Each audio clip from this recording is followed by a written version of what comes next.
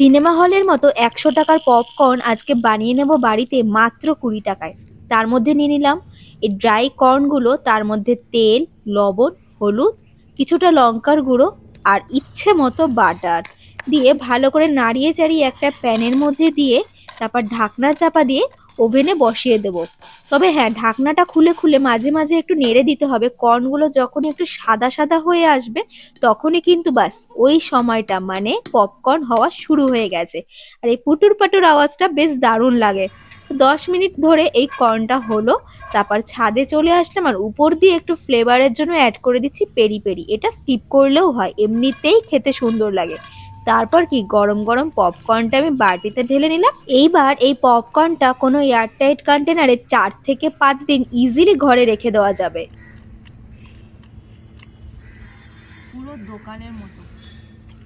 তো চলো, টাটা।